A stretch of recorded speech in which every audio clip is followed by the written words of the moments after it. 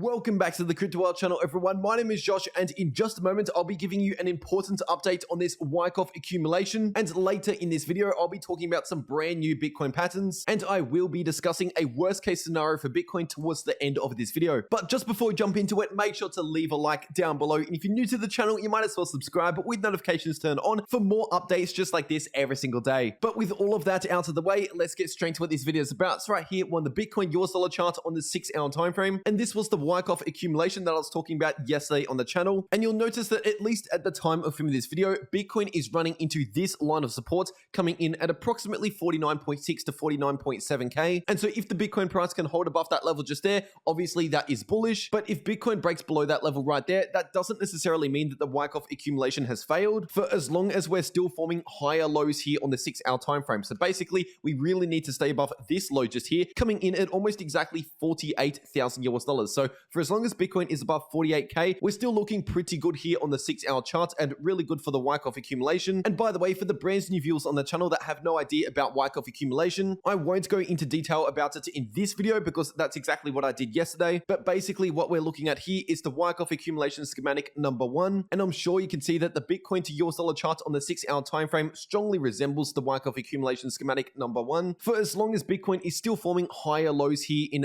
phase D. But once again, if you want a deeper explanation on Wyckoff accumulation or more detailed analysis about Wyckoff accumulation, definitely check out my video that I posted yesterday on the channel. But anyway, zooming out to the daily time frame for Bitcoin, what we have here is that bump and run reversal pattern that I have been covering on the channel for around a week now. And yes, Bitcoin has seen a break above this point of resistance with multiple daily candle closes. But keep in mind that the volume right here has been dropping off quite a lot, obviously because of the holiday season. Not many people are trading at the moment. But this is exactly what we do not want to see when we're breaking above resistance. We need the volume to start picking up here as we're continuing to the upside. Otherwise, on extremely low volume, if the volume is dropping off as it is now, we are technically increasing our risk of a possible throwback to the downside and basically turning this breakout into a fake out. And in that case, another possible way of looking at this bump and run reversal pattern on the daily time frame is like this. So instead of the lead in phase beginning at the all-time high, it's beginning at around 61,500, which means if you draw the pattern like this, that is the technical price target to the upside after we break above this point of resistance, which is currently coming in at just above 53,000 US dollars. And what's very interesting when you're drawing the bump and run reversal pattern like this is if you bring out the Fibonacci retracement tool from the all-time high down to this wick low at the bottom of that flash crash, what we have here is the 38.2% Fibonacci level, which is the second most important Fibonacci level, currently coming in at just above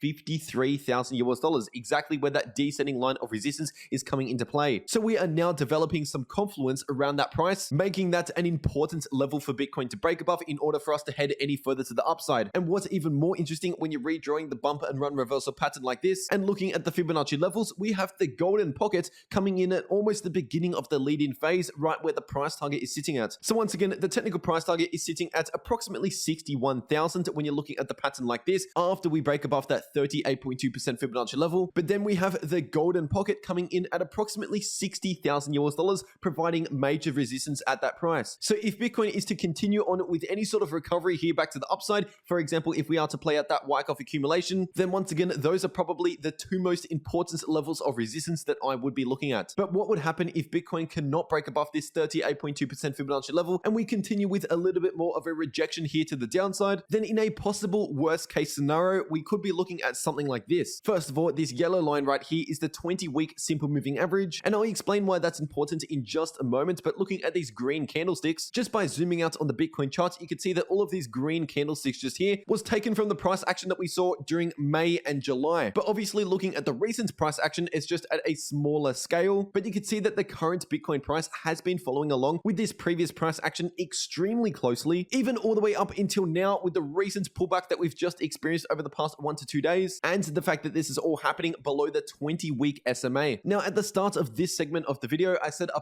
possible worst case scenario, and that is because nothing is guaranteed in these markets. So just because we saw previous price action, it does not guarantee anything's going to happen in the future. And in fact, it is unlikely that the exact same thing's going to play out. But with that being said, even though this previous price action might not play out exactly, we can still use it as a reference point to determine what is possible for Bitcoin. So basically, if Bitcoin cannot break above the 20-week simple moving average, which is currently coming in close to 53,000, then it is still possible that we could come back down towards the mid 40Ks and play out another 1 to 2 weeks worth of sideways price action. If something like that were to play out, I can tell you right now that a lot of the markets will go back into fear and possibly extreme fear, because right now there is an increasing number of market participants that think Bitcoin is just going to begin a recovery right now with barely any downside. And so something like this would catch a lot of people off guard. A lot more people would start flipping bearish again, looking at much lower prices. And then at that stage, we'll continue on with the recovery to the upside when people least expect it. And just by going off what happened last time, and even looking at the recovery out of the September correction, it's likely that Bitcoin will still be recovering within 1 to 2 months from now. But obviously something that would speed up the recovery quite a lot is if we break above 53,000, which is above the 20-week SMA, and a break above 53K would also mean Bitcoin is breaking out of the Wyckoff accumulation and entering into phase E, which once again, if we see something like that, that will fast track the recovery. And if you want to get extra Bitcoin content throughout the day, make sure you follow me over on my Twitter, and the link to my Twitter is in the description down below and also in the pinned comment. If you enjoyed this video or got something valuable out of it, please make sure to leave a like down below. And if you're new to the channel, make sure to subscribe with notifications turned on so that you do not miss out on any of these future updates that I post every single day. And before you click off, make sure you're checking out one of these uploads if you haven't already. I've got a Bybit tutorial video showing you how I place trades over on Bybit, and I've got my 100,000 subscriber special. But anyway, that is it for this update. I really hope you enjoyed, and I'll see you all in the next video.